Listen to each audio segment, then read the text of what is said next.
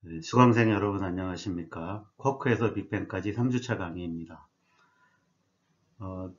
이번 시간에는 지난 시간의 주제인 물체는 왜 움직이는가의 두 번째 강의가 되겠습니다. 지난 시간에 뉴턴의 운동 법칙을 배웠습니다. 그래서 물체는 힘을 받으면 가속된다 라는 것이었는데, 이번 시간에는 힘과 가속도 대신에 운동량과 충격량, 그리고 운동 에너지와 일이라는 개념으로 운동 법칙을 새롭게 표현하는 방법을 배워보도록 하겠습니다. 다르게 쓴 뉴턴 역학 첫 번째로 운동의 법칙을 운동량과 충격량이라는 것을 써서 표현해 보는 걸 배워보겠습니다. 자, 먼저 운동량이라는 걸 정의를 해야 되겠죠. 그 운동량은 이 질량 곱하기 속도로 정의가 됩니다. 그러면 질량이 클수록 더 커지고 속도가 커지면 더 커지게 됩니다. 자, 이제 이 운동량이라는 이 양을 이용해서 그 전에 있던 뉴턴의 운동 법칙, 그러니까 질량 곱하기 가속도는 힘이 된다, 힘과 같다라고 하는 것을 여기다가 질량에다가 속도 곱한 게 운동량이니까 내가 이것을 시간에 대해서 미분하면 이게 바로 질량 곱하기 가속도가 되겠죠. 그래서 아래와 같이 이 운동량의 시간 변화율이 힘이다 라는 표현을 얻게 되는 거죠. 그래서 원래 그 이전에 뉴턴의 제2법칙은 물체는 힘을 받으면 질량에 반비례하는 가속도가 생긴다 라고 하는 것을 이제 물체는 힘을 받으면 운동량이 변한다 라는 말로 표현할 수 있는 것입니다. 이제 충격량이라는 걸 정의해 보겠습니다. 충격량은 힘에다가 그 힘이 작용한 시간을 곱한 양입니다. 그래서 약간의 수식으로 쓰면 이렇게 써지겠죠. 자, 그러면은 이전에 썼던 뉴턴의 운동 방정식이 뭐였냐면 운동량을 시간에 대해서 미분하면 그것이 힘이다 라고 돼 있었죠. 그러면 내가 요거를 조금 바꿔서 운동량의 변화량은 그러면 힘에다가 그 작용한 시간을 곱한 게 되겠고, 이게 바로 이제 충격량이 되겠죠. 그래서 이 식이 의미하는 바는 바로 운동량의 변화는 충격량이 된다. 이것은 이제 똑같은 그 뉴턴의 운동 법칙인데 내가 운동량이라는 것과 충격량이라는 걸 도입해서 이제 가속도와 힘 대신에 다르게 표현하는 것이라고 보면 되겠습니다. 예, 운동의 법칙은 원래 힘과 가속도의 관계로 표현이 되어 있었는데 이것을 운동량과 충격량이라는 것으로 표현을 또 다르게 하는 이유는 뭘까요? 뭔가 나름의 장점이 있기 때문이겠죠. 예, 이 다음의 영상은 자전거 안장 만드는 회사에서 만든 광고 영상입니다. 이 광고 영상을 보면서 운동량과 충격량이라는 걸 이해하면 어떤 좋은 점이 있는지 한번 생각해 보도록 합시다. Foam will fail. For the ride you foam will fail. 자, 서로 다른 물질에 이제 똑같은 높이에서 떨어뜨린 계란을 떨어뜨렸을 때의 반응을 보는 것입니다. 그래서 한쪽에서 보면 기존의 안장에 떨어진 데는 계란이 깨지만 자기네가 새로 개발한 거에는 계란이 깨지지 않는다, 이런 걸 보여주는 거죠. 자, 이렇게 똑같은 높이에서 떨어진 계란이라면 바닥에 닿을 때 속력이 똑같을 겁니다. 질량도 같은 거라고 보면, 그러니까 두 계란은 저 물체 아래 바닥에 있는 물체에 부딪힐 때 같은 운동량을 가지고 있습니다. 그런데 한쪽 계란은 깨지고 한쪽 계란은 깨지지 않았습니다. 자, 이 차이는 어디서 오는 걸까요? 같은 높이에서 떨어진 두 계란은 떨어질 때 속력이 똑같으니까 같은 운동량을 가지고 있고, 그 다음에 바닥에 충돌한 후에는 이게 멈췄기 때문에 운동량의 변화가 똑같다라고 볼 수 있습니다. 그러면 우리의 앞에 이제 운동량 충격량 관계에 의해서 이 계란이 겪은 운동량의 변화가 같아서 결국 두 계란이 받은 충격량도 같다라고 볼 수 있습니다. 네, 두 계란이 받은 충격량은 같지만 충격량이라고 하는 것이 힘과 작용한 시간을 곱한 것입니다. 근데 여기서 두 상황은 이제 차이가 있죠. 그래서 한쪽 계란이 떨어지는 곳은 딱딱한 물체고 한쪽은 약간 푹신한 물체죠. 그럼 그 차이가 작용한 시간의 차이로 나오게 됩니다. 그래서 충격량은 같지만 그 충격량이 힘과 작용한 시간을 곱한 양이기 때문에 작용한 시간이 짧을 경우에는 그만큼 힘이 더 커지게 된다는 얘기입니다. 결국 딱딱한 물체에 떨어진 계란은 더 큰 힘을 받게 됐고 그래서 깨지게 된다라는 것을 이제 알 수 있는 것이죠. 여러분들이 이제 평소에 상식적으로도 알고 있는 내용일 겁니다. 근데 이거는 이제 여러 상황에 적용이 될 수 있죠. 예를 들어서 사람이 높은 곳에 떨어졌는데 땅바닥에 떨어지는 것과 물리에 떨어지는 것은 떨어질 때 운동량의 변화, 그래서 받는 총 충격량은 같지만 그 힘이 작용하는 시간에 굉장한 차이가 있죠. 그래서 그 차이로 인해서 사람 몸에 받는 힘은 큰 차이가 생기는 거고, 그래서 삶과 죽음이 갈라지게 되는 겁니다. 또 다른 예로는 거의 같은 크기의 큰 빗방울과 우박을 맞았을 때 두 개의 이제 종단 속력 거의 같을 겁니다. 질량이 같으니까.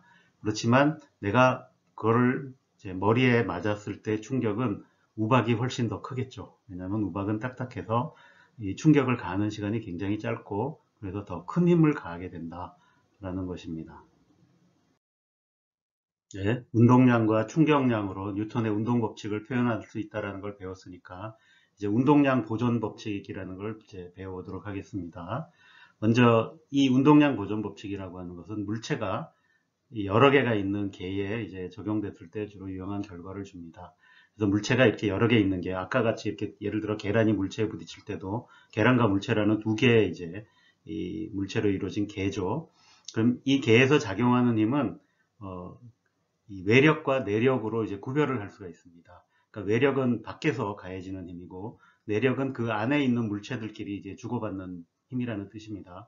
예를 들어 계란이 아까 이제 바닥에 있는 물체에 부딪힌 경우에는 이 둘 사이에 작용하는 이 이제 외력은 중력이 있을 거고 그래서 그 중력에 의해서 계란이 이제 빨라지는 거죠. 근데 충돌이 일어나는 순간에는 계란과 물체 사이에 작용하는 힘입니다. 그러니까 이 힘은 이제 내력이라고 할 수 있죠.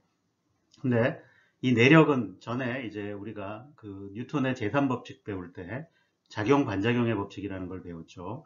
그래서 모든 작용하는 힘은 상호작용이다. 그래서 한쪽이 다른 한쪽에 힘을 가면 그 반대쪽에 있는 물건도 이쪽 물건에 이 반대 방향으로 힘을 가하게 된다. 이런 게 있었죠. 그래서 충돌이 일어날 때 예를 들어 계란이 이 물체 바닥에 있는 물체에 가해주는 힘과 그러니까 바닥에 있는 물체가 계란이 가해주는 힘은 크기가 같고 서로 반대 방향입니다.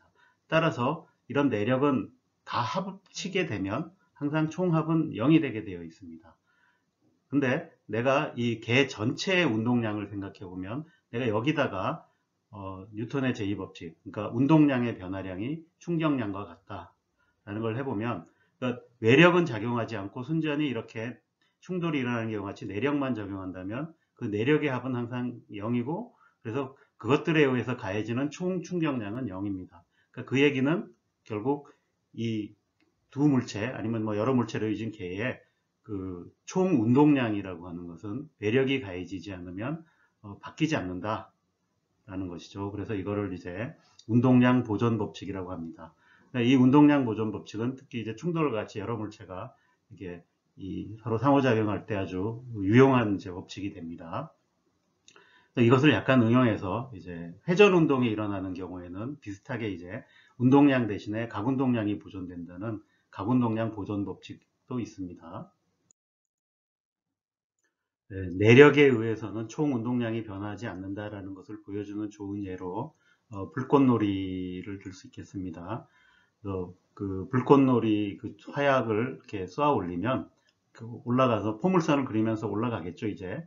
그러다가 어느 순간 이제 폭발을 할 텐데 폭발하면 폭발이라고 하는 것은 그 안에 화약이 터지는 거고 이것은 전적으로 이제 내력의 작용이라고 볼 수 있습니다. 그러면 수많은 여러 이제 이 불꽃들이 나눠서 흩어지게 되는데 사실 그 불꽃들이 흩어지는 것에 이 중심, 그러니까 질량 중심을 쫓아가 보면 여전히 포물선을 그리고 있다는 것을 알 수가 있습니다. 그래서 이 질량 중심의 운동은 항상 이렇게 그 내력과는 관계없이 이제 외력, 여기선 중력이겠죠. 중력의 작용만 받아서 이제 포물선을 여전히 그리게 된다라는 것이고요. 그다음에 이제 그거보다 아마 여러분들이 더 잘 겪을 수 있는 이제 이 운동량 보존 법칙은 아마 이제 그 총알을 발사했을 때 자, 이 총알이 발사되는 건 이제 안에 있는 화약이 이제 폭발을 해서 이 총알이 나가는 거죠. 그럼 원래 총과 총알을 하나의 개로 보면 그 화약이 폭발해서 작용하는 건 전부 내력의 작용입니다. 그러면 두 개를 합친 이제 총과 총알의 개는 운동량의 변화가 없어야겠죠. 근데 그렇지만 총알은 굉장히 빠른 속도로 앞으로 튀어나갈 겁니다. 그럼 총알이 가지고 나가는 운동량만큼 그럼 전체 합친 운동량은 0이 돼야 되니까 총은 뒤로 이제 물러나야 되게 되죠. 이런 걸 보통 이제 총의 반동이라 그러죠. 대신 이제 총알은 질량이 작지만 총은 질량이 크니까 총알이 가지고 나가는 속도보다는 이제 훨씬 작은 이제 속도로 뒤로 튕겨져 나가겠죠. 물론 그런 것도 이제 조심하지. 생각보다 뭐 총알이 속도가 워낙 빠르니까 총알이 가지고 나가는 운동량 제법 큽니다. 그거를 고려하지 않으면 이제 낭패를 겪게 되겠죠. 여러분들 이 사진에 있는 이렇게 분이 총을 쏘려고 이렇게 이제 겨냥을 하고 있는데, 자, 저 상태에서 총을 쏘면 어떤 일이 일어날까요?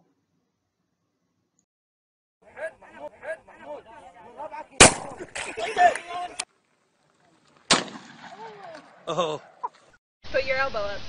There you go.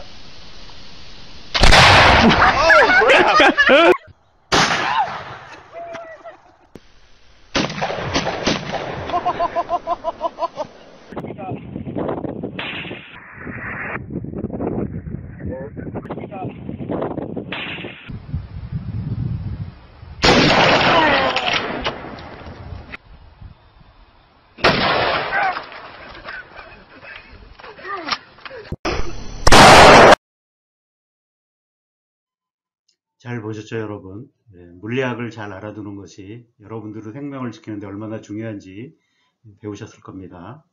자, 다음은 이제 제가 이제 여러분들 정도 나이였을 때 나온 람보라는 유명한 영화가 있습니다. 그 영화에 이제 람보가 헬리콥터 씬이라고 헬리콥터에서 뭔가 펼치는 장면이 나오는데, 이 장면을 잘 보시면 뭔가 문제가 있다라는 점을 좀 깨달으실 텐데요. 여러분들이 한번 보고 생각해 보시기 바랍니다.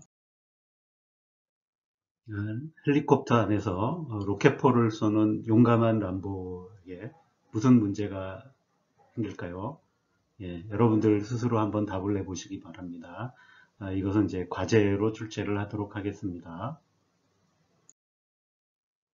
예, 다음 내용으로 넘어가기 전에 잠깐 이제 잡서를 하도록 하겠습니다.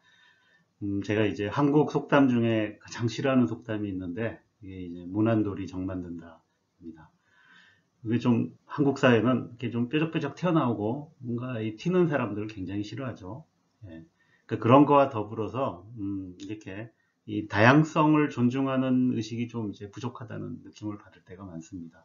그래서 그게 가장 잘 드러나는 게 우리의 이제 언어 사용에서 우리나라 사람들의 상당수가 이 다르다와 틀리다라는 말을 구별하지 않고 쓴다는 사실입니다. 제가 이제 뉴턴의 운동 법칙의 다른 표현이라 그랬는데, 자, 여기서 다른이라는 대신에 뉴턴의 운동 법칙에 틀린 표현하면 어떻게 되겠습니까?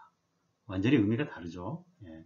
그렇지만 우리가 일상적으로 생활을 하면서 이 다르다를 써야 될 때 틀리다라는 말을 너무 자주 씁니다. 그래서 다르다와 틀리다는 다른 말이죠. 예. 이런 거 잘 여러분들이 평소에 좀 의식을 가지고 이제 생각을 해서 썼으면 좋겠습니다.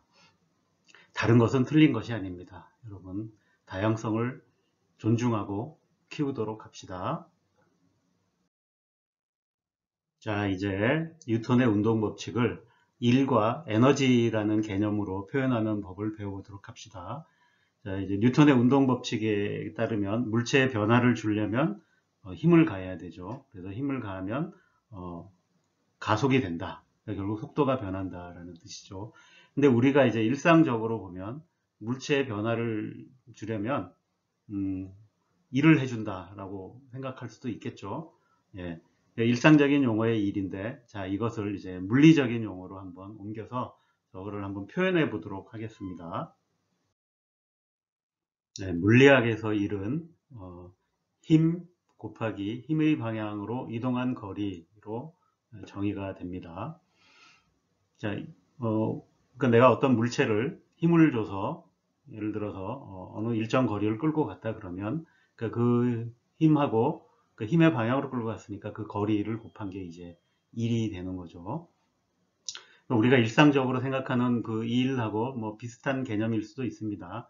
그렇지만 뭐 차이가 있을 때도 있는데 그 차이는 여기 보면 이제 이 이동한 거리가 힘의 방향으로 이동한 거리라는 점입니다. 자, 예를 들어서 내가 물체를 이제 들고서 물체를 들려면 내가 수직 방향으로 힘을 써야 되겠죠. 그래서 그 물체를 들고 위로 올라가면 힘을 쓴 방향으로 같은 거리로 이동해서 위로 올라간 만큼 거리를 곱하면 되지만 물체를 들고 있는 상태에서 수평으로 이동하면 자, 힘은 수직 방향이지만 이동한 건 수평 방향이죠. 이 경우에는 이제 내가 한 일이 없게 됩니다. 이렇게 이제 이거를 이제 그래서 너는 이제 수평으로 이동을 시킨 사람에게 너는 한 일이 없다라고 주장을 하면 화를 낼 수도 있겠죠. 근데 물리학에서는 그렇게 정의를 합니다. 그렇게 정의하는 이유는 물리학에서는 이제 물체가 중심인 거죠. 결국 내가 힘을 가해서 그 물체에 어떤 변화를 줬느냐 관점에서 보기 때문에 정확하게는 일을 이제 이렇게 정의를 합니다. 그래서 일의 단위는 이제 미터법 단위에서는 줄이라는 단위를 씁니다. 뭐 우리가 앞에서 힘의 단위라든지 이런 거를 잘 소개를 안 했기 때문에 뭐 여기서 자세하게 얘기하기는 어렵지만 어쨌든 줄이라는 단위도 쓰고 어떤 경우에는 이게 나중에 보면 일과 에너지는 같은 거여서 모든 에너지의 단위가 되기도 합니다. 그래서 일을 해주면 물체에 어떤 변화가 일어나는지 살펴봅시다. 자, 먼저 운동 에너지라는 것을 이제 정의를 합니다. 그래서 운동 에너지는 이 물체의 운동과 관련된 뭔가 이제 에너지라는 건데 그냥 일단 이게 뭔지 잘 안 와닿으면 일단 이제 외우시죠. 일단 이거다. 일단 운동 에너지는 질량이 있고 물체의 속도가 있으면 그러니까 질량에다가 속도의 제곱을 곱하고 2분의 1 한 양을 이제 운동 에너지라고 정의합니다. 수식으로 표현하면 이렇게 표현되겠죠. 그래서 2분의 1 mv 제곱 이렇게 표현을 합니다. 자, 그러면은 앞에서 운동 법칙이 이제 힘을 가하면 물체가 가속된다라는 거인데 이것을 일과 운동 에너지의 관점에서 어떻게 되는지 한번 보도록 합시다. 뭐 약간의 수식이 들어가지만 뭐 앞에서 내가 일을 그러니까 힘하고 이동한 거리를 곱한 것이라 그랬는데 자 이제 이거를 가해지면 이제 운동 에너지의 변화가 일어난다는 것이에요. 그래서 조금 이제 수식을 아시는 분은 여기에 보면 운동 에너지의 변화를 내가 이렇게 간단한 계산을 해볼 수 있는데 이렇게 해보면 결국 이것이 그 물체에 해준 일과 같다. 그러니까 결국 이 물체에 내가 일을 해주면 운동 에너지가 증가한다 라는 식으로 표현을 할 수가 있는 거죠. 그래서 이게 뉴턴의 운동 법칙, 힘을 가해주면 물체가 가속된다 라는 표현 대신에 내가 물체에 일을 해주면 운동 에너지가 증가한다 라는 말로 바꿔서 쓸 수 있는 거죠. 사실은 이 두 표현은 동등하고 똑같은 겁니다. 앞에서 운동 에너지를 도입을 했는데 이제 한 가지 종류의 에너지를 더 도입할 수 있습니다. 그거는 이제 포텐셜 에너지라고 부르는 것입니다. 그래서 이 포텐셜 에너지는 그러니까 힘을 표현할 수 있는 방법입니다. 그래서 이 보존력, 그러니까 힘 중에 보존력이라는 힘이 있습니다. 약간 좀 어려운 개념이겠지만 그냥 일단 그런 건가 보다 하고 뭐 들어주시면 될 것 같아요. 그래서 힘이 한 일의 양이 물체의 시작과 끝 위치에만 좌우되고 중간 경로에는 무관하면 보존력이라고 한다. 내가 이제 이런 보존력에 대해서는 그러니까 그 보존력이 한 일을 내가 이렇게 표현할 수 있겠죠. 보존력이 한 일은 아까 힘에다가 그 힘 방향으로 끌고 간 거리라 그랬는데 그 보존력이 한 일에 그 음수 마이너스를 붙여서 그걸 내가 포텐셜 에너지라고 정의할 수 있습니다. 그러면 그 앞장에서 썼던 이제 운동 법칙이 뭐였냐면 운동 에너지의 변화량은 그 물체에 해준 일과 같다 그랬으니까 근데 그 보존력에 대해서는 그 물체에 해준 일의 양이 마이너스 포텐셜 에너지와 같다가 되겠죠. 그러면 내가 이 포텐셜 에너지를 다시 오른쪽으로 넘기면 이 K라는 운동 에너지와 U라는 포텐셜 에너지를 합친 것의 이 변화량은 항상 이제 0이 되겠죠. 그래서 이 운동 에너지와 이 포텐셜 에너지를 합쳐서 이제 역학적 에너지라고 부르고, 이게 0이 된다라는 것을 이제 역학적 에너지의 보존 법칙이라고 부릅니다. 이거는 이제 어떤 양이 보존된다라는 건 이제 굉장히 유용하죠.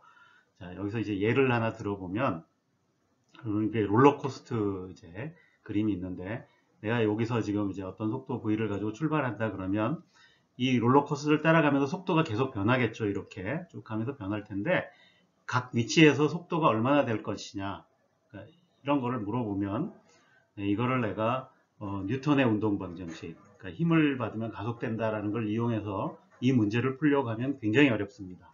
왜냐하면 내가 힘을 얼마 받았는지 계산하기가 쉽지 않거든요. 근데 그렇지만 어떤 힘을 받든지 그 힘이 보존력이다라는 것만 알면 이 역학적 에너지가 보존된다는 사실로부터 이 문제를 쉽게 풀 수가 있습니다. 이 경우에는 뭐 중력과 여기 이제 레일에 묶여 있는 힘 등이 있는데 다 보존력이어서 이 포텐셜 에너지와 운동 에너지를 합친 것은 항상 보존이 됩니다. 그래서 포텐셜 에너지는 자, 중력인 경우에는 여러분들이 이제 여기 나온 요 포텐셜 에너지 요거를 이제 계산을 해 보시면 힘에다가 이동한 거리를 곱한 거라 그랬는데 힘이 항상 일정하죠. 지면 근처에서는 mg, 그러니까 질량 곱하기 중력 가속도. 힘이 일정하니까 그거 수직 방향으로 작용하니까 내가 수직 방향으로 얼마나 올라갔나 내려갔나를 곱해주면 됩니다. 그래서 이 포텐셜 에너지는 mgh로 보통 이제 얘기를 합니다. 그래서 무게에다가 곱하기 내가 얼마나 올라간 높이 이렇게 계산하면 되는데, 그러니까 결국 포텐셜 에너지는 높이에 따라 달라진다는 얘기죠. 그래서 지금 이 경우에도 보면 처음에 요 위치에 있을 때는 속도가 있고 높이가 5m 이렇게 요 낮은 위치에 있는데, 요 바닥에 B라는 점에 왔을 때는 어떻게 되겠어요? 그럼 여기 있는 요 포텐셜 에너지만큼이 전부 운동 에너지로 바뀔 겁니다. 결국 속도가 그만큼 커진다는 얘기죠. 반대로 다시 요 점을 지나서 저 높은 데까지 올라가면 포텐셜 에너지가 굉장히 커졌죠. 이번에는 그 커진 만큼 운동 에너지는 줄어든다는 얘기죠. 그럼 여기서는 이제 속도가 느려질 거예요. 그럼 실제로 내가 여기서 출발해 가지고 요 꼭지점까지 갈 수 있냐 없냐를 결정을 할 수 있죠. 그럼 내가 여기까지 가려면 최소한 요 점에서의 필요한 에너지는 운동 에너지는 0이 되더라도 포텐셜 에너지는 mgh만큼 있어야 되는데, 그럼 내가 요 점에 있을 때 여기서의 포텐셜 에너지와 운동 에너지를 합친 것이 여기는 mgh보다만 커야만 내가 여기를 지나서 여기에 도달할 수 있겠구나. 이런 것들을 이제 등등을 알 수 있는 거죠. 그래서 내가 이제 에너지 보존 법칙이라는 걸 쓰면 좀 어려운 문제도 쉽게 풀 수 있다는 걸 알 수 있습니다.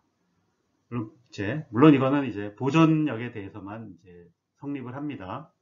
그래서 우리가 알고 있는 중력이나 전자기력 같은 거는 대표적인 보존력인데, 그렇지 않은 힘도 분명히 존재합니다. 그거 대표적인 게 이제 마찰력과 공기저항 같은 겁니다.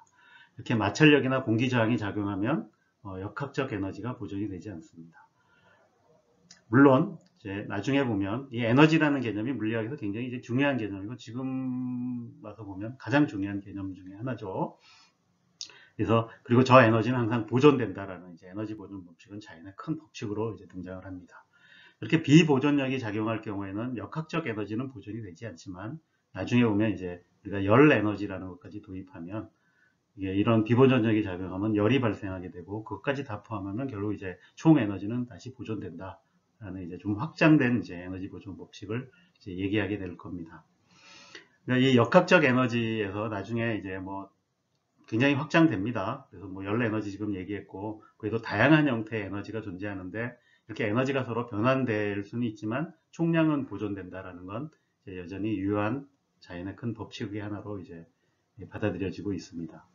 그래서 에너지는 보존되기 때문에 중요하다라고 일단 생각해 두시면 될 것 같습니다. 네, 지금까지 뉴턴의 운동 법칙의 이제 핵심적인 내용들은 다 배웠습니다. 그래서 힘과 가속도로 이제 표현된 이제 뉴턴의 제2법칙을 어떻게 운동량과 충격량의 관계, 그 다음에 에너지와 일과의 관계로 이제 바꿔서 바라보는 법도 이제 배웠습니다. 이런 것들을 종합해서 이제 우리 주변에서 보는 대표적인 그 현상 중에 뭐 굉장히 어떻게 보면 자주 일어나고 중요한 충돌이라는 것을 한번 이제 이해를 해보려고 시도를 해봅시다. 이 충돌 현상을 이해하는 데는 이건 두 물체의 충돌이라고 하면 두 개의 물체를 이제 전체 하나의 개로 본다고 하면 이 일단 운동량 보존 법칙을 적용할 수 있겠죠. 이 운동량 보존 법칙은 전에 설명했듯이 이제 운동 재산 법칙, 작용 반작용의 법칙에 의해서 내력은 이제 서로 더하면 상쇄된다라는 것을 이용해서 이제 운동량이 보존된다라는 걸 보였죠. 그래서 근데 이제 충돌이라고 하는 건 기본적으로 이제 내력에 의해서 일어나니까 이 충돌 과정에서 내력이 작용하지 않으면 운동량이 이제 보존이 됩니다. 충돌해서 운동량은 보존이 되지만 일반적으로 운동 에너지 또는 이제 포텐셜 에너지까지 합쳐서 역학적 에너지는 보존이 되지 않습니다. 특별히 어떤 특별한 충돌의 경우에는 이제 역학적 에너지도 보존이 되는 경우가 있는데 그런 경우를 이제 탄성 충돌이라고 부르고 역학적 에너지가 보존이 되지 않을 경우에는 이제 비탄성 충돌이라고 부릅니다. 주변에서 보는 그 많은 물체의 충돌은 대부분 비탄성 충돌인데 그나마 우리가 주변에서 탄성 충돌 가까운 충돌은 그 당구장에 가시면 당구공끼리 부딪히는 건 이제 상당히 그 탄성 충돌에 가깝습니다. 그러니까 탄성 충돌인 경우에는 비탄성 충돌보다 에너지가 보존된다는 걸 이용해서 조금 더 이제 많은 것을 알아낼 수가 있습니다. 자, 일단 그렇지만 모든 충돌의 경우에는 이제 운동량이 보존이 됩니다. 운동량 보존 법칙을 이용해서 두 차가 충돌했을 때 어떤 일이 일어나는지 한번 예상을 해봅시다. 자, 먼저 일단 두 차의 이제 질량이 같다고 해봅시다. 근데 한 차는 멈춰 있고 다른 한 차가 달려와서 이 차를 정면으로 충돌을 했다고 해봅시다. 그러면 자, 충돌 전의 운동량은 원래 달려오는 차가 다 가지고 있었죠. 근데 부딪히고 나서는 어떻게 될까요? 이 경우에는 달려오던 차는 그 자리에서 멈추고 멈춰있던 차가 달려오던 차의 속력 그대로 이렇게 뒤로 물러나게 됩니다. 자, 이번에는 약간 더 어려운 상황으로 그 두 차가 같은 속력으로 정면으로 이제 충돌을 한다고 해봅시다. 그 경우에는 어떻게 될까요? 자, 충돌하기 전에 운동량이 얼마죠? 질량이 같고 속도가 크기는 같고 방향이 반대니까 합치면 0이 될 겁니다. 그러면 충돌 후에도 운동량이 0이 돼야 됩니다. 근데 이 상황은 이제 여러 가지가 있을 수 있습니다. 그래서 충돌 후에 정확하게 같은 속력으로 서로 되튕겨져 나갈 수 있죠. 그러니까 이런 경우는 이걸 이제 완전 탄성 충돌이 됩니다. 그러니까 에너지까지 보존이 되는 거죠. 근데 실제 차는 그렇게 되진 않죠. 만약에 당구공을 가지고 했다면 두 개가 정면으로 부딪히면 똑같이 뒤에 튕겨져 나올 텐데 차는 거의 비탄성 충돌에 가까워서 이 경우에는 어떻게 되냐면 와서 두 개가 동시에 그 자리에 멈춰서 살짝만 튕겨 나가겠죠. 이제 멈추게 되는 현상이랍니다. 이러면 이건 이제 완전 비탄성 충돌이라고 합니다. 만약 차의 그 질량에 큰 차이가 있다면 이제 얘기가 상당히 달라집니다. 그래서 같은 속력으로 달려왔는데 예를 들어 한 차가 다른 차보다 훨씬 무겁다. 예를 들어 몇 배 정도 더 무겁다고 하면 어떻게 될까요? 그러면 전체적으로 충돌 전의 운동량은 이 질량이 큰 차가 주도를 하겠죠. 그럼 충돌 후에도 결국 전체적으로는 그 큰 차가 움직이던 방향의 운동량을 가지고 있어야 됩니다.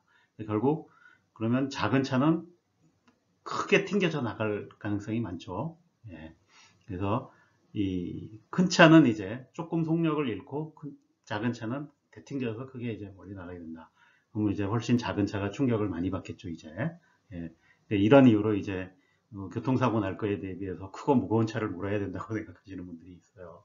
뭐 일정 부분은 맞고, 근데 뭐 그렇다고 해서 완전히 안전한 건 아닙니다. 이쯤에서 이 남학생들에게는 아마도 굉장히 그 위험한 퀴즈를 내보도록 하겠습니다. 내 이제 여자친구가 있는데 이 여자친구가 물어봐도 이제 몸무게가 얼마인지 가르쳐 주지 않습니다. 이럴 때 여자친구의 몸무게를 알아내는 방법이 뭐가 있을까요? 업어보는 방법이 있습니다. 하지만 이건 정말로 위험한데 압살을 당하거나 폭행치사를 당할 수도 있습니다. 그거보다 조금 더 안전한 방법이 뭐냐면 충돌을 이용하는 겁니다.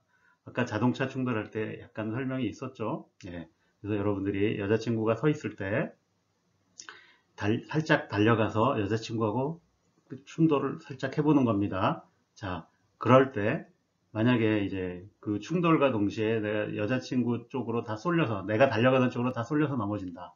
그러면은 예, 나보다 훨씬 가볍다는 얘기입니다. 이게 이렇게 살짝 부딪혔는데 나는 그 자리에 멈추고 여자친구는 튕겨져 나갔다. 그러면 나하고 거의 몸무게가 같다고 보시면 됩니다.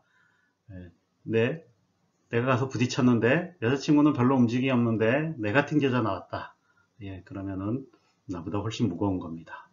자, 이제 물론 이런 방법 시도해 보지 않으리라고 생각합니다. 그냥 물리학을 배웠으니까 이런 방법도 있다. 자, 이 정도로만 알아둡시다. 네, 충돌에 이어서 다음으로는 크기가 있는 물체들의 복잡한 운동을 이제 한번 살펴봅시다. 네, 크기가 있더라도 일단 물체가 힘을 받았을 때 변형이 되느냐 안 되느냐에 따라서 운동에 큰 차이가 있겠죠. 그래서 변형이 되지 않는 물체를 물리학에서는 강체라고 부릅니다. 그러니까 이 강체의 운동에서는 일단 질량 중심이라는 것이 중요한 역할을 합니다. 그래서 질량 중심은 내가 질량이 이렇게 분포를 할 텐데 그 분포를 평균을 냈을 때의 그 이제 이 잡히는 위치 그 정도 되겠습니다. 그래서 이 질량 중심이 있고 그 다음에 이 질량 중심의 운동과 그 질량 중심에 대한 상대적인 운동으로 이렇게 물체의 운동을 나눠 볼 수 있습니다. 그러면 질량 중심은 이렇게 이제 이 병진 운동이라고 그러죠. 이렇게 움직여 다니는 걸 하게 되고 그 나머지 부분은 그 질량 중심에 대해서는 이제 회전 운동을 이제 하게 됩니다. 질량 중심의 운동과 질량 중심에 대한 회전 운동을 테니스채의 예를 가지고 한번 살펴보도록 하겠습니다.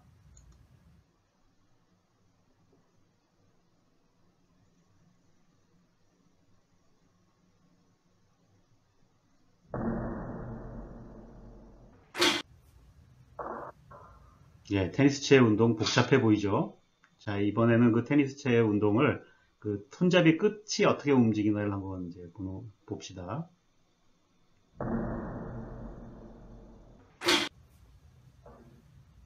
역시 간단치 않은 운동을 하죠. 예, 이번에는 질량 중심은 어떻게 움직이는지 한번 봅시다.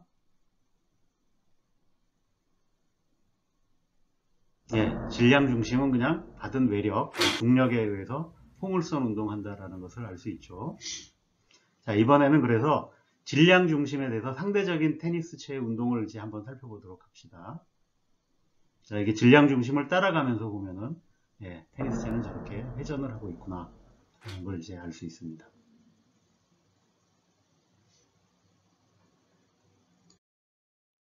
자, 그래서 일반적인 물체에는 질량 중심의 운동과 질량 중심에 대한 상대적인 회전 운동으로 나눠볼 수 있는데요.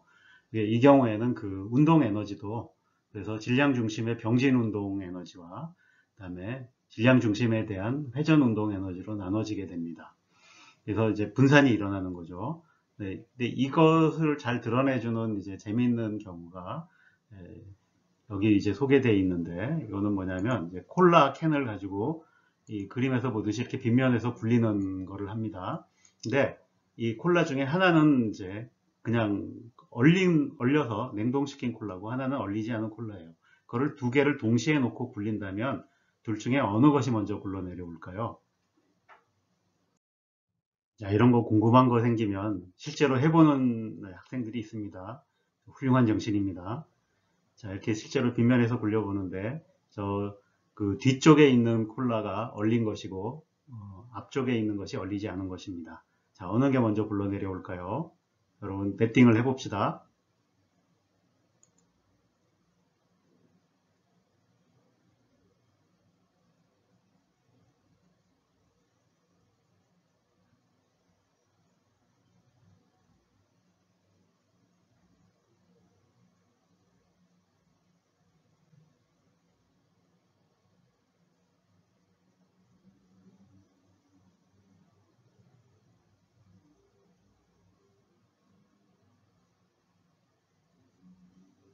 자, 어느 게 먼저 굴러 내려왔죠? 예. 네. 얼리지 않은 콜라가 먼저 굴러 내려왔습니다. 왜 얼리지 않은 콜라가 먼저 굴러 내려왔을까요? 자, 이것은 퀴즈로 남겨두도록 하겠습니다. 자, 다음으로 변형되는 물체의 경우에는 훨씬 어렵겠죠. 그 변형이 되는 것 중에서도 이렇게 살짝 되는 거 이제 보통 이제 탄성체라고 부른다 그랬죠.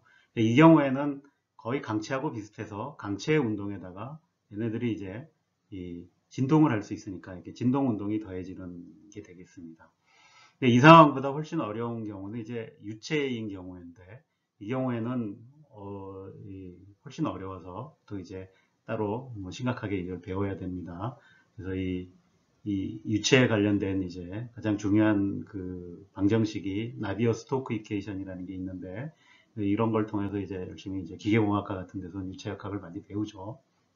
자, 이 유체보다도 더 어려운 게 이제 생명체라는 것도 있습니다. 뭐 생명체는 뭐 약간의 유체적인 성질도 있지만 뭐 약간 그보다 훨씬 더 복잡한 기능들을 가지고 있죠. 예, 그래서 가끔 이제 농담으로 하는 얘기 중에 제가 이제 학생들에게 이런 얘기 합니다.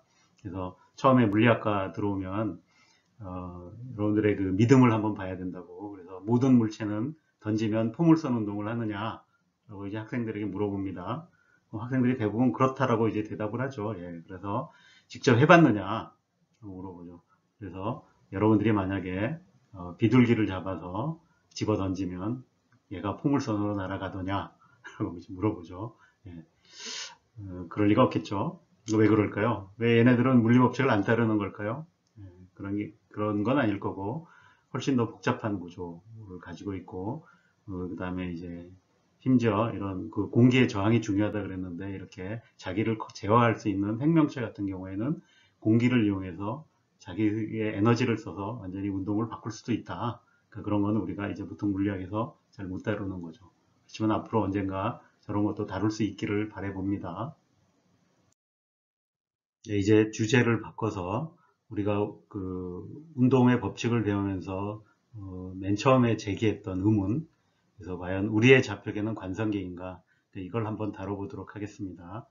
여기서 우리의 좌표계는 기본적으로 이제 지면에 고정된 직교 좌표계가 되겠죠. 근데 이 좌표계는 이제 그 엄밀한 의미에서는 관성계가 아니라 그랬습니다. 그 관성계가 아닌 이유는 지구가 자전하기 때문인데 지구의 이 자전 속도는 하루에 한 바퀴 도는 거죠. 예. 그러니까 우리가 일상적인 물체의 회전으로 봤을 땐 굉장히 느리게 회전하는 겁니다. 그렇지만 지구는 워낙 거대하니까 이제 그렇지만 이제 기본적으로 좀 느린 회전인 거죠. 근데 우리는 그 위에 살고 있는데 사실 여러분들 같으면은 이 질문에 어떻게 답을 하시겠어요? 지구가 자전한다는 사실을 여러분들 느끼고 있나요? 아니면 그 사실을 우리가 지구 밖에서 나가서 지구가 돌아가는구나 이걸 보지 않고 지면 위에 살면서 이 지구가 자전하고 있다는 사실을 알 수 있을까요? 예, 물론 뭐 해가 뜨고 지는 게 지구가 자전하는 거 아니냐라고 얘기할 수 있는데 만약 해가 없다 그러면 어떻게 하시겠어요? 이런 거 알 수 있을까요? 예, 답은 있습니다. 할 수 있습니다. 왜냐하면 이렇게 회전하는 좌표계에는 그 회전하는 것 때문에 나타나는 두 가지 특징적인 힘이 있는데 그게 이제 원심력과 코리올리력이라는 것입니다. 근데 이 원심력은 조금 뒤에 설명을 더 하겠지만 중력과 구별을 못합니다. 그래서 이걸 측정해서는 우리가 지구가 자전한다는 걸 알 수 없는데, 그러니까 코리올리력이라고 하는 것은 이제 이 속도에 비례하기 때문에 움직이는 물체에만 이제 적용이 됩니다. 그래서 이 코리올리력이라는 거의 존재를 확인을 하면 우리 지구가 자전하고 있다는 것을 실험실에서도 확인을 할 수가 있습니다. 네, 이렇게 회전하는 좌표계에서는 이제 원심력이라는 힘이 작용한다 그랬는데, 근데 이 원심력과 아주 이 관계가 깊은 이제 구심력이라는 이제 힘이 있습니다. 근데 이 구심력과 원심력은 상당히 다른 성격의 힘이라고 봐야 되는데, 사실 많은 사람들이 이제 헷갈려 합니다. 그래서 심지어는 이제 구심력과 원심력은 크기는 같고 방향은 반대이다. 뭐 이런 이제 얘기를 하기도 하는데, 대부분의 경우에 약간 이제 잘못 이해해서 하는 말입니다. 심지어는 이제 많은 물리학자들 중에도 구심력과 원심력을 이제 이렇게 약간 이제 잘못 이해하는 경우를 이제 저도 이제 가끔 봅니다. 그러니까 기본적으로 구심력이라고 하는 것은 이제 물체를 이제 원운동하게 만드는 힘이다. 자, 이거는 이제 물체가 원운동을 하면 이 원운동이라는 것 자체가 가속운동입니다. 그럼 뉴턴의 법칙에 따르면 물체가 가속이 되려면 힘이 작용해야 되죠. 그래서 그때 이제 그 작용하는 힘을 구심력이라고 부릅니다. 예. 자, 반면에 원심력은 회전하는 좌표계에서 받는 힘입니다. 그러니까 이건 완전히 좌표계의 관점이 바뀐 거죠. 그래서 내가 회전하는 좌표계를 쓰면 그냥 멀쩡하게 있던 물체도 이렇게 어떤 방향으로 이게 힘을 받는 것처럼 보이는데 실제로 힘을 받는 거죠. 이제 그러니까 그 좌표계 효과에서 받는 힘을 이제 원심력이라고 부릅니다. 근데 이 원심력은 그러니까 질량에 이제 당연히 비례하죠. 이제 관성하고 관계 있는 거라서. 근데 그래서 모든 물체가 다 똑같이 이제 받습니다. 질량에 비례하고. 근데 그런 힘이 중력이 있죠. 그래서 사실 이 원심력의 작용은 중력하고 구별이 잘 안 됩니다. 실제로 이제 지구에서도 지구의 자전에 의한 원심력이 있는데 그거를 지구가 잡아당기는 중력하고 우리가 구별해서 따로 측정을 할 수가 없습니다. 그래서 이 두 개를 합친 게 사실은 중력 가속도인데 이 중력 가속도에서 원심력의 기여는 이제 1% 이하로 굉장히 작아서 이게 이제 무시해도 됩니다. 회전하는 좌표계에서 또 작용하는 힘이 이제 코리올리력이 있습니다. 이 코리올리력은 물체의 질량에도 비례하고 그 다음에 물체의 속력에도 비례합니다. 그래서 이제 움직이는 물체에만 작용하는 힘이 됩니다. 북반구에서 보면 북반구는 이제 위에서 내려다보면 지구 전체가 반시계 방향으로 회전을 하고 있고 이 경우에는 자기가 이제 속도의 방향에서 항상 오른쪽 방향으로 이제 작용을 하게 됩니다. 그래서 이 코리올리력을 확인하는 보여주는 이제 대표적인 게 푸코의 진자라는 게 있죠.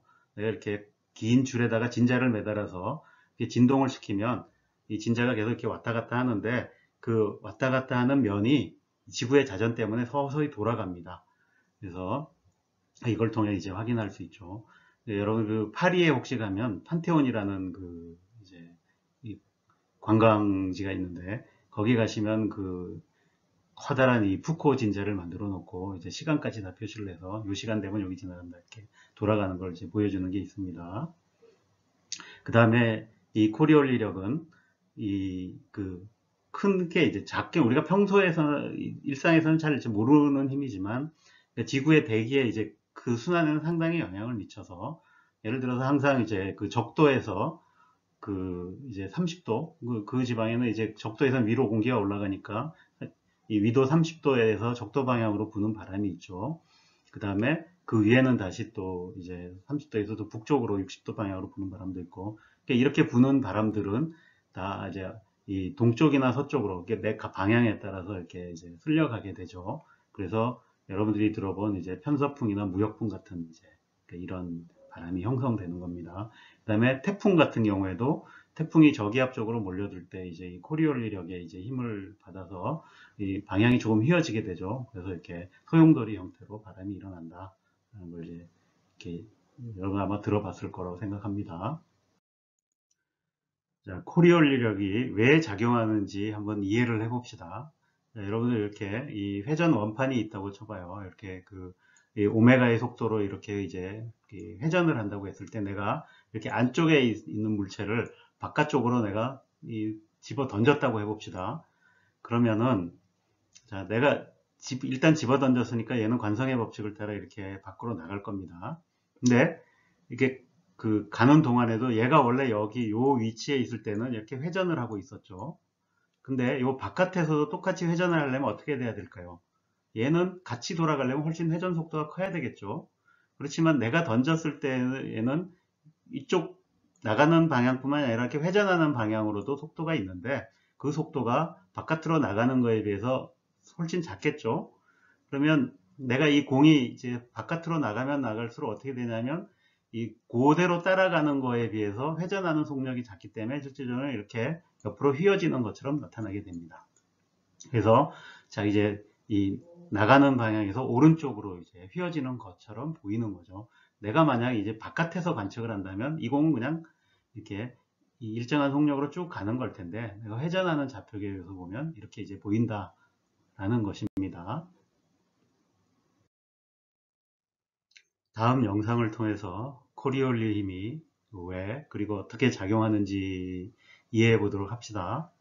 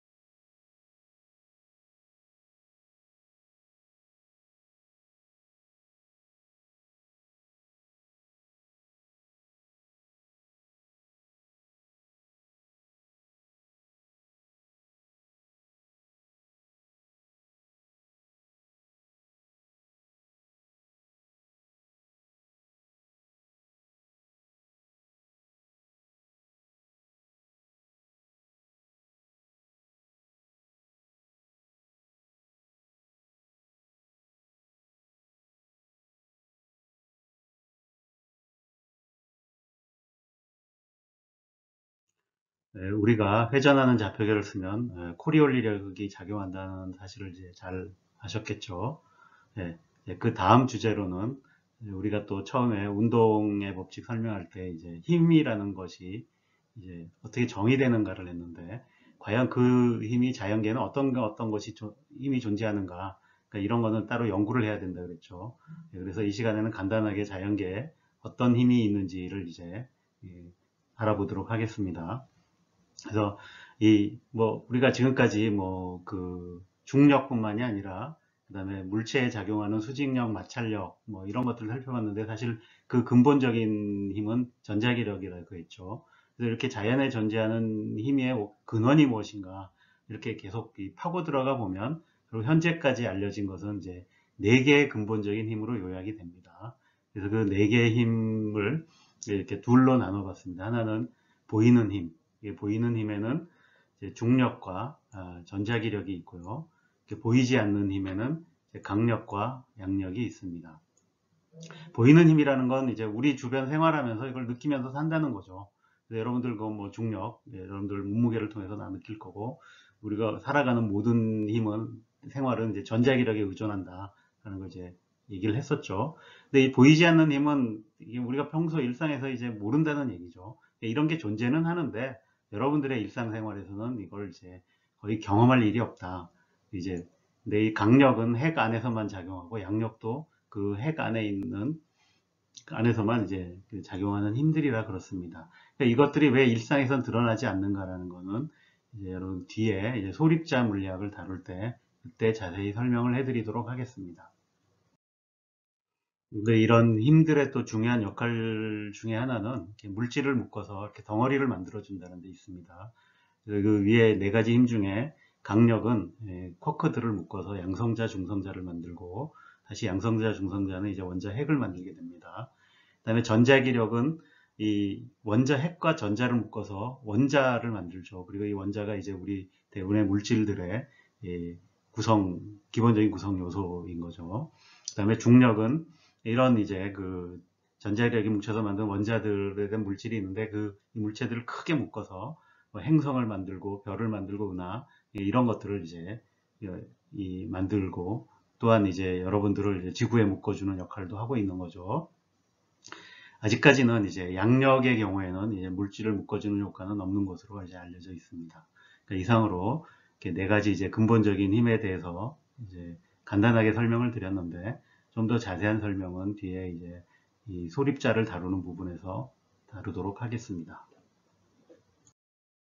물체는 왜 움직이는가에 대해서 이것저것 알아보았는데, 남은 시간 동안에는 4가지 기본적인 힘 중에서 중력에 대해서 조금 더 자세히 알아보도록 하겠습니다. 중력은 일상에서 친숙한 힘이죠. 그래서 우리는 이제 계단을 올라가든지 할 때 위로 올라가려면 힘이 든다라는 걸 느끼고 있고, 그 다음에 이제 이 던져진 물체는 모두 아래로 떨어진다라는 걸로부터 중력을 경험하고 있습니다. 물체가 아래로 떨어지는 현상에 대해서 그 아리스토텔레스와 그 갈릴레오는 이제 다른 주장을 했다는 것을 앞에서 설명을 했습니다. 그래서 아리스토텔레스는 가벼운 물체보다 무거운 물체가 빨리 떨어진다라고 했는데, 이에 반해서 갈릴레오는 모든 물체는 똑같이 떨어진다라는 거였고, 사실 이제 아리스토텔레스가 관찰했던 것은 공기의 효과 때문에 나타나는 현상이다라는 걸 이제 주장을 했죠. 공기가 없으면 그렇게 된다라는 건데, 자, 이걸 이제 실제로 이제 갈릴레오의 경우에는 전설로는 피사의 사탑에서 물체를 떨어뜨려 갔다, 이런 게 있지만, 실제로 이제 갈릴레오가 책에 기록에 남긴 거는 그러니까 그림에 보인 것처럼 이제 이 빗면을 사용해서, 그러니까 이 빗면에서의 그 물체가 굴러 내려가는 거를 통해서 이제 그런 걸 확인했다고 합니다. 이제 이걸 보여주는 실험 2가지를 여러분들한테 이제 보여주도록 하겠습니다. 하나는 이제 이 공기가 정말로 없는 달에 가서 물체를 동시에 떨어뜨려 보는 거고, 또 하나는 이제 지구에서 공기를 다 제거하고 이제 그 진공인 상태에서 물체를 떨어뜨리면 정말로 갈릴레오가 주장한 대로 모든 물체가 똑같이 떨어지는지 확인해 볼 수 있겠죠. Well, in my left hand I have a feather. In my right hand, a hammer. And I guess one of the reasons we got here today was because of a gentleman named Galileo a long time ago who made a rather significant discovery about falling objects in gravity fields. And we thought that where would be a better place to confirm his findings than on the moon. And so we thought we'd try it here for you. The feather happens to be appropriately a falcon feather for our falcon. And I'll drop the two of them here, and hopefully they'll hit the ground at the same time. How about that? Which proves that Mr. Galileo was correct in his findings.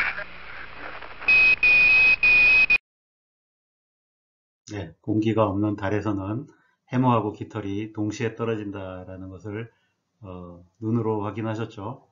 예, 다음에 이제 그 진공 실험실에서 볼링공하고 깃털을 동시에 떨어뜨려 보는 실험을 한번 보도록 하겠습니다.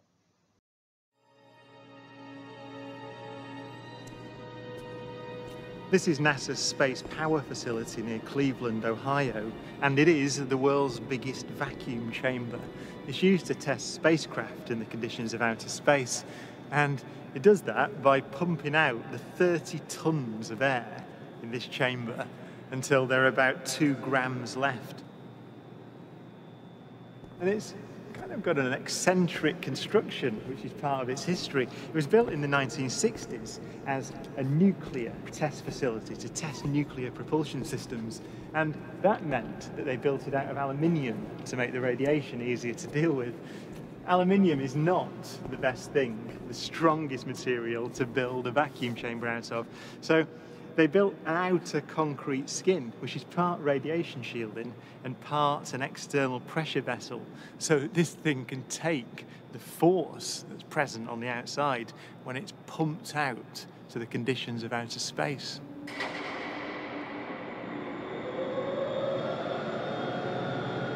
And drop them at the same time to see which fell fastest.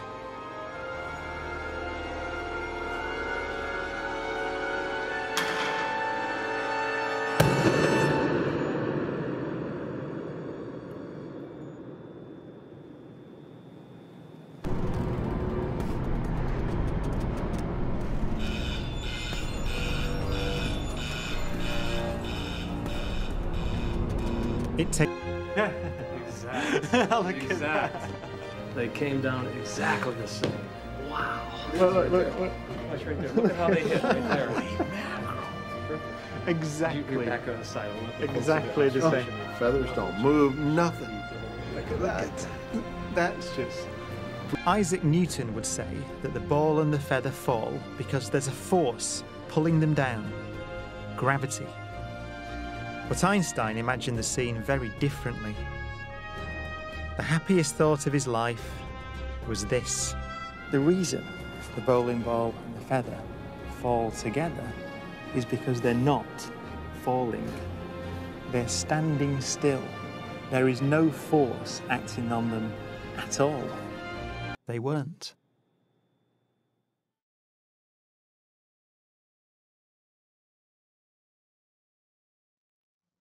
예, 이 정도 영어는 다 알아들을 수 있었죠. 예, 어쨌든 이제 공기만 없다면 모든 물체가 이제 똑같이 떨어진다라는 거에 대한 확신이 생겼을 걸로 봅니다. 예, 앞에서 살펴본 실험에서 이런 것 사실을 보여주진 않았지만 어쨌든 물체는 떨어지면서 점점 빨라집니다. 예, 여러분들 이 그림에서와 같이 이렇게 이것도 역시 실험을 통해서 확인할 수 있는데 속도가 점점 빨라진다라는 걸 이렇게 보여주고 있죠. 이 그림들이. 네, 이 일정한 비율로 빨라지고 이 비율을 이제 중력 가속도라고 부른다 그랬고 그 값은 대략 10m/s 제곱 정도 된다고 얘기를 했습니다. 그래서 가속도가 일정하다는 것으로부터 이 물체가 이제 높은 곳에서 땅까지 떨어질 때, 이제 땅에 떨어질 때의 속력을 계산해 볼 수 있죠. 그래서 여기 3가지 경우에 이제 문제를 내놨습니다. 3층 건물 꼭대기에서, 그러니까 높이 10m 정도 되는, 그래서 떨어진 물체는 땅바닥에 닿을 때 속력이 얼마일까? 그 다음에 30층에서, 그러니까 100m 높이에서 떨어지면 어떻게 될까? 그 다음에 높이가 2km인 비구름에서 떨어지는 빗방울의 속력은 어떻게 될까? 뭐 이런 것들을 이제 한번 계산해 볼 수 있겠죠. 네, 이것을 계산하는 가장 간단한 방법은 에너지 보존 법칙을 쓰는 거겠죠. 그래서 제일 이 높은 곳에 있을 때는 모든 에너지가 이제 이 포텐셜 에너지였다가 그것이 지면에 닿을 때는 포텐셜 에너지가 다 운동 에너지로 바뀌니까 그 관계식을 이용하면 이렇게 이 지면에 닿을 때의 속력을 계산할 수 있고, 여기에 이 중력 가속도 값과 그 다음에 높이를 집어넣으면 예를 들어서 3층 꼭대기에서 떨어지면 대략 14m/s, 시속으로 고치면 시속 50km 정도 되고, 그다음에 100m에서 뛰어내리면 시속 160km 정도 되고, 이제 2km에서 뛰어내리면 시속 720km까지 간다. 뭐 이런 이제 계산을 해볼 수 있는 거죠. 물론 전에 얘기했듯이 이런 빗방울이나 이런 거는 물론 맞지 않는다. 그냥 공기저항 때문에 이런 얘기도 했었습니다. 네, 물체가 아래로 떨어지는 현상에 대해서 이제 왜 물체가 아래로 떨어지는가 이런 걸 설명하는 이론들이 있겠죠. 이미 이제 지난 시간에 설명했듯이 아리스토텔레스는 그것을 이제 물체의 본성으로 설명을 하려고 했습니다. 그래서 물체는 이제 우주의 중심으로 가려고 하는 성질이 있고 아래로 떨어지는 것은 자연스러운 운동이다. 뭐 이런 식으로 했는데 반해서 근대에 와서 뉴턴은 이것을 이제 힘으로 설명하려고 그랬죠. 그래서 지구와 물체 사이에 중력이 작용한다고 그랬고, 그걸 통해서 이 물체가 낙하하는 거와 행성의 운동을 설명하려면 중력이라는 게 이제 그 두 물체의 질량의 곱에 비례하고 거리의 제곱에 반비례해야 된다라는 이 중력의 법칙을 이제 배웠던 거죠. 그러니까 아리스토텔레스와 뉴턴의 이 이론의 가장 큰 차이는, 뉴턴은 이제 이렇게 이 중력의 법칙을 적용하고 거기에 운동의 법칙을 갖다 붙여서 이 정량적으로 설명을 이제 할 수 있게 됐고, 그렇기 때문에 우리가 실험을 통해서 이 이론이 맞는지 틀리는지를 이제 검증해 볼 수 있게 되었다는 큰 차이가 있는 것입니다. 네, 뉴턴이 왜 모든 물체는 땅으로 떨어지는가를 설명하기 위해서 이제 중력을 제시했다고 했지만, 사실 이렇게 좀 자세히 들여다보면, 그러니까 이 반대로 이 하늘에 있는 물체에 이제 관심을 뒀던 게 중력을 도입하는데 더 결정적으로 작용을 했습니다. 그래서 그가 이제 던진 질문은 왜 하늘의 해와 달은 땅으로 떨어지지 않는가 라는 거였습니다. 그래서 달을 보면 지구 주위를 돌고 있는데, 이 사람 뉴턴의 생각에는 이제 여러 가지 이제 뭐 고민을 해본 끝에 놀라운 발견을 한 거죠. 그래서 사실 달은 지구로 떨어지고 있다라는 거였어요. 자, 이제 뉴턴의 생각을 한번 쫓아가 봅시다. 이게 이제 뉴턴이 이제 대포를 하나 생각을 했는데, 그건 뭐냐면 우리가 물건을 이렇게 가만히 놓으면 아래로 떨어집니다. 근데 내가 만약에 이거를 조금 집어 던지면 어떻게 되죠? 이 던진 속력이 있어서 이렇게 조금 날아가다가 이렇게 떨어지죠. 내가 이걸 조금 더 세게 던지면 어떻게 될까요? 더 멀리 날아가서 떨어지겠죠. 근데 내가 정말로 강력한 대포가 있어서 이거를 굉장히 빠른 속력으로 내가 이걸 발사할 수 있다면, 그래서 점점 더 멀리 가다가 어느 순간이 되면 이 발사한 것이 이제 이 지구를 한 바퀴 돌아서 이렇게 한 바퀴 돌아서 다시 제자리로 돌아와서 내 뒤통수로 날아올 수도 있겠다. 이런 이제 생각을 했던 거죠. 근데 결국 달이 그런 것이다. 그러니까 이게 내가 좀 멀리 던지면 계속 떨어지는데 떨어지다 보면 이런 현상에서 계속 돌게 된다라는 거를 이제 생각을 했던 거죠. 달이 지구 주위를 도는 것은 지구의 중력을 받아서 달이 이제 계속 아래로 떨어지는 것과 똑같은 현상이다 라는 것으로 이제 설명을 할 수 있게 된 거죠. 뉴턴은 이 똑같은 생각을 지구를 포함한 행성이 왜 태양 주위를 도는가 라는 거에도 이제 적용을 합니다. 근데 그때 당시에 이 행성의 운동에 관해서는 케플러라는 분이 행성의 운동은 이제 어떻게 일어난다라는 것을 세 가지 법칙으로 정리를 해놨습니다. 그래서 첫 번째 법칙은 타원 궤도를 돈다는 것인데, 이게 행성의 궤도는 타원을 이루고 그 태양은 그 타원의 초점에 놓여 있다라는 것이고요. 두 번째 법칙은 그 면적 속도 일정의 법칙이라 그러는데, 이 타원 궤도를 돌면 이게 가까이 돌 때가 있고 멀리 돌 때가 있는데, 가까이 돌 때는 좀 더 빨리 움직이고 멀리 돌 때는 천천히 움직여서 이 똑같은 시간에 이 쓸고 지나가는 이 면적이 똑같다라는 게 이제 일정 면적 속도의 법칙입니다. 그 다음에 제3법칙은 주기의 제곱이 반지름의 세제곱에 비례한다라는 걸로 더 멀리서 돌수록 한 바퀴 도는데 걸리는 시간이 길어진다라는 것을 이제 표현한 식입니다. 이 케플러의 법칙들로부터 뉴턴은 중력의 성질들을 다 알아냈습니다.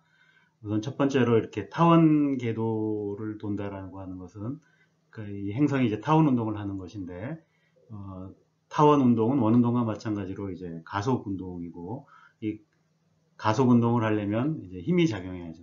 그래서 이제 구심력이 작용해야 되는데 그 구심력이 바로 중력이다라는 것이고, 그다음에 두 번째로 이 면적 속도 일정의 법칙은 여기서 좀 자세한 설명을 하기는 힘들지만 어쨌든 이것은 이제 가운동량이 보존된다라는 사실과 바로 연결이 되어 있고, 이 가운동량이 보존되려면 이 중력이 작용하는 방향이 두 물체를 잇는 방향으로 작용을 해야 됩니다. 그러니까 행성의 경우에는 태양을 향하는 방향으로 작용을 해야 된다라는 것을 얘기해 줍니다. 그 다음에 이제 제3법칙도 굉장히 중요한 힌트인데, 주기의 제곱이 반지름의 세제곱에 비례하려면 이 중력의 크기가 거리에 따라서 달라지는데 그 달라지는 정도가 거리 제곱에 반비례해야만 된다라는 사실을 얘기를 해줍니다. 이렇게 뉴턴은 이 행성에 대한 이 케플러의 세 가지 법칙으로부터 중력의 성질들을 이제 알아낼 수 있었던 것입니다. 네, 우리는 그 지구의 중력 때문에 이제 지구의 표면에 붙어서 살고 있는 거죠. 그렇지만 어떤 때는 이게 중력이 참 우리에게 굴레처럼 다가올 때도 있습니다. 그래서 지금부터는 이 중력을 이제 어떻게 극복해 왔나에 대한 얘기를 조금 해보도록 하겠습니다. 지구의 중력으로부터 벗어나는 방법은 두 가지가 있습니다. 첫 번째 방법은 아주 쉽습니다. 여러분들도 할 수 있습니다. 높은 곳에 올라가서 뛰어내리면 됩니다. 그러면 자유낙하를 하죠. 자유낙하를 하는 동안에는 우리는 중력을 느끼지 않고 자유롭게 됩니다. 또 한 가지 방법은 지구로부터 멀어지는 건데, 근데 그냥은 멀어질 수가 없습니다. 그래서 이 탈출을 하기 위해서 이제 상당히 노력을 해야 됩니다. 그래서 그럼 어떻게 하면 되는지 이제 조금 더 자세히 살펴보도록 하죠. 네, 그 높은 곳에서 뛰어내려서 자유낙하를 하면 이제 중력으로부터 자유로워진다고는 했는데 오래 지속되지는 못하죠. 근데 이 자유낙하를 이제 계속하려면 그럼 어떻게 해야 되느냐? 이 앞에서 설명했듯이 내가 충분히 빠른 속력으로 앞으로 달려나가면 된다. 근데 그게 이제 어느 정도 속력이냐? 그 속력을 이제 그 주어진 궤도에서의 공전 속력이라 그럽니다. 그 공전 속력은 계산을 할 수가 있고, 예를 들어서 지구 이제 이런 식으로 계산이 됩니다. 그래서 지구 표면에서 공전을 계속하는데, 그러니까 달처럼 계속 돌려면 들어가는 필요한 속력이 얼마냐 하면 초속 8km입니다. 그래서 여러분들이 이 속도 이상으로 달려나가면 이 지구 주위를 계속 돌면서 자유낙하를 하고 중력으로부터 자유로울 수 있습니다. 지구로 자유낙하를 하지 않고 아예 지구를 벗어나려면 약간 더 큰 속력이 필요합니다. 그래서 그 속력을 이제 탈출 속력이라고 부릅니다. 탈출 속력은 이렇게 계산이 되고요. 이걸 이제 계산을 이제 해보면, 그러니까 지표면에서 지구를 완전히 벗어나는데 필요한 최소의 속력이 얼마냐면 초속 11km 정도 됩니다. 그래서 지구를 벗어나는데 최소한 이 정도는 이제 있어야 된다는 얘기죠. 근데 이게 이제 조금 이제 한계가 있는 게, 지구를 벗어나더라도 지구를 나가면 다른 놈이 붙잡습니다. 바로 이제 태양이 붙잡죠. 그래서 이 태양계에서도 벗어나고 싶다 그러면 약간 더 큰 속력이 필요합니다. 이걸 이제 태양계 탈출 속력이라고 그러는데, 그러니까 지구 궤도에서 태양계를 벗어나는데 필요한 최소의 속력이 이 초속 42km입니다. 이게 좀 어마어마하게 큰 것 같지만, 사실 이제 지구에서 출발을 하면 지구 자체가 또 태양 주위를 공전을 하고 있어서 그 속도가 초속 30km 정도 됩니다. 그래서 지구를 떠나서 지구도 벗어나고 태양도 다 벗어나는 데는 얼마가 필요하냐면 대략 그 초속 16, 17km 정도의 속력이 필요합니다. 그럼 그 정도 속력으로 나가면 이제 지구를 벗어난 다음에 지구가 공전하던 속도까지 더해져서 태양을 벗어날 수 있게 되는 거죠. 물론 이제 이 태양을 벗어나도 이제 우리 은하계가 또 붙잡습니다. 그럼 거기서 벗어나려면 약간 더 큰 속력이 있는데 여기는 이제 초속 수백 킬로미터의 속력이 필요합니다. 그럼 초속 11km를 과연 얻을 수 있느냐? 예, 현재의 기술로는 물론 이제 얻을 수 있습니다. 그래서 이 로켓이라는 걸 써서 추진력을 얻어서 하는데, 물론 이제 그 로켓도 이렇게 이 단순한 1단계 로켓으로는 안 돼서 몇 단계로 분리가 되는 로켓을 개발해서 그런 걸 통해서 이 지구 탈출 속력 이상의 이제 속력을 얻습니다. 예, 현재 기술로 얻을 수 있는 그 최고의 속력이 대략 한 초속 16, 17km 그 정도 된다고 보시면 될 것 같습니다. 그러니까 태양계를 간신히 벗어날 수 있는 정도라고 생각하시면 됩니다. 그럼 현재까지 이제 그 태양계를 벗어난 물체가 있느냐? 그러니까 지구에서 출발해서 태양계를 벗어난 물체, 예, 보이저 1호와 보이저 2호가 있습니다. 근데 아까 이제 간신히 태양계 탈출 속력 정도 얻는다 그랬는데 사실 그 속력으로 나가면 이제 태양에서부터 밖으로 나가서 점점 속력이 줄어들죠. 높이 올라가는 거랑 똑같으니까. 그래서 그냥 나가면 하세월이 됩니다. 그래서 시간이 너무 오래 걸리고, 그래서 이제 이 보이저 1호와 보이저 2호가 태양계를 벗어나는 데는 약간의 더 이제 이 특별한 기술을 써서 이제 이룬 것입니다. 그게 뭐냐면, 그러니까 무거운 행성 뒤쪽을 근접 비행으로 이렇게 날아가면 이게 이제 충돌하는 거와 똑같은데, 이렇게 이제 굉장히 무거운 물체하고 충돌을 하면 작은 물체는 속력을 얻을 수가 있습니다. 그래서 이걸 이제 스윙 바이, 중력 도움 이렇게 부르는데, 그래서 보이저 1호와 2호 모두 그러니까 목성과 토성의 뒤를 돌아가서 거기서부터 빠른 속력을 얻어서 이제 태양계를 이제 빠르게 벗어날 수 있는데, 물론 빠르다 그래도 이제 수십 년 걸리죠. 예, 그렇게 해서 지금 이제 태양계 바깥까지 나갈 수 있게 된 것입니다. 자, 이제 지구와 태양의 중력으로부터 벗어나는 일이 굉장히 힘든 일이구나라는 걸 이제 아셨겠죠. 근데 이거에 이제 반대되는 현상이 뭐냐면, 그러니까 태양계 바깥이나 아니면 저 목성 그 근처, 그러니까 이런 데서 이 돌고 있던 소행성이, 그러니까 소행성이 돌덩어리 같은 거죠. 그것이 그 태양 쪽으로 떨어지다가 이제 지구하고 부딪힐 수 있습니다. 그럼 이때 이 돌덩어리들이 지구에 달려오는 속도가 얼마나 될까요? 예, 이건 그러니까 그 지구 궤도에서 태양계 탈출 속력 아까 초속 42km라고 그랬죠. 거의 그 속도로 지구로 달려들게 되는 겁니다. 그래서 이런 어마어마한 속도를 가지고 있는 애들은 당연히 엄청난 에너지를 가지고 있겠죠. 그래서 이런 게 이제 지구에 떨어지면 지구에는 이제 큰 재앙이 되게 됩니다.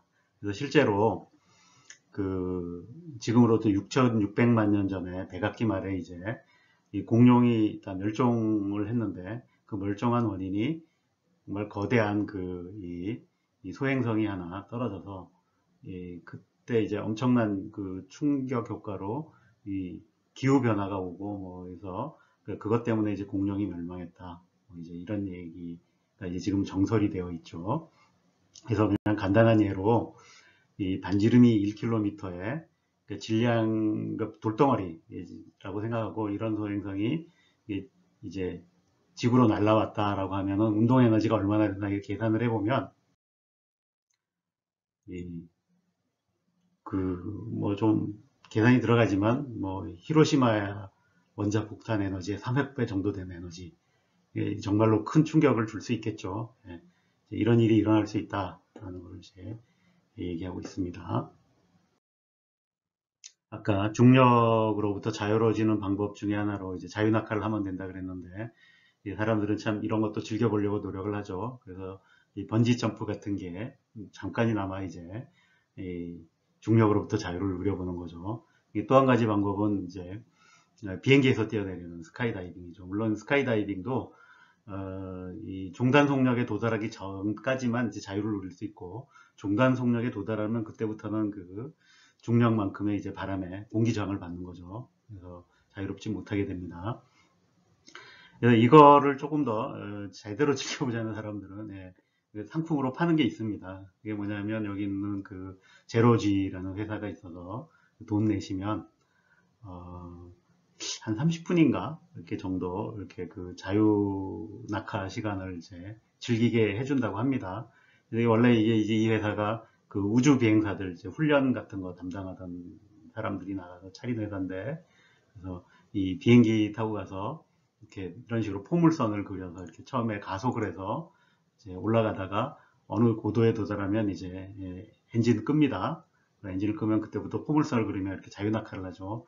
이게 한 30초 정도 된다 그러는데, 그러니까 그 정도 시간을 계속해서 이제 반복적으로 시행해서 이런 식으로 이제 무중력을 즐길 수 있게 해준다고 합니다. 가격은 옛날에 들었었는데 지금은 얼마인지 잘 모르겠네요. 좀 더 본격적으로 중력으로부터 자유로워지려면 뭐 우주 비행사가 되든지 해서 이 국제 우주 정거장 같은 데서 이제 근무를 하면 됩니다. 여기는 이제 계속 그 자유 낙하 상태에 있죠. 그래서 이 안에서는 중력이 없습니다. 그래서 무중력 상태를 유지하는데, 여기 이제 이 그림에서는 이렇게 이제 이 햄버거 먹는 거 보여주죠. 사실 이렇게 이 햄버거 먹을 때도 제일 불편한 게 이제 햄버거 먹다가 내려놓으면 그거 다시 집어들기 힘들잖아요. 이렇게 중력이 없으면 그냥 먹다가 이렇게 공중에 놔도 그대로 유지되기 때문에 이런 건 편할 것 같아요. 자, 옆에 있는 이 머리 늘어뜨린 이 여자분은 뭐라는 걸까요? 이게 이제 머리 감는 법 아마 알려주는 거예요. 그러니까 중력이 없을 때 머리를 어떻게 감아야 되나? 쉬운 문제가 아닙니다. 그래서 이 인터넷 사이트 같은 데 찾아보면 이거 어떻게 한다 이런 것도 있을 거예요. 자, 그 옆에 있는 이 그림은 이게 이제 뭔가 이게 이제 이것도 우주 정거장에서 실험하는 거의 일종인데, 이게 무슨 실험일까요? 자, 이건 여러분들이 한번 상상을 해보시기 바랍니다. 그 옆에 있는 이 촛불, 자, 이거는 그러니까 이게 중력이 있을 때는 이제 그 대류라 그러죠. 여기서 이게 촛불이 위로 올라가죠. 그러니까 더 뜨거우면 밀도가 낮아져서 이제 뜨거운 부분이 위로 올라가서 이렇게 되는데, 무중력일 때는 이렇게 불꽃이 동그랗게 생깁니다. 그런 차이가 있죠. 그리고 이제 맨 오른쪽에 있는 이 사진은 국제 우주 정거장에 있는 화장실입니다. 그래서 여기 그 화장실에 이게 아마 그 러시아에서 만든 화장실인데 세계에서 가장 비싼 화장실일 겁니다. 그래서 무중력 상태에서는 배설을 어떻게 하나 이런 이제 심각한 문제를 풀고 있는 거죠. 기본적으로 다 흡입을 해야 되겠죠 이제. 근데 이제 그래서 흡입기구 등등이 다 마련이 되어 있는데, 옆에 보면 이 화장실 옆에 보면 재밌는 게 하나 있는데, 여기 빨간색으로 표시를 내보면 이렇게 옆에 손잡이가 있습니다. 자, 이렇게. 자, 이 손잡이들은 왜 있는 걸까요? 자, 이 손잡이가 존재하는 이유도 이거 퀴즈로 낼 테니까 여러분들이 한번 풀어보시기 바랍니다. 오늘의 강의는 여기까지입니다. 재미있게 들으셨는지 모르겠네요.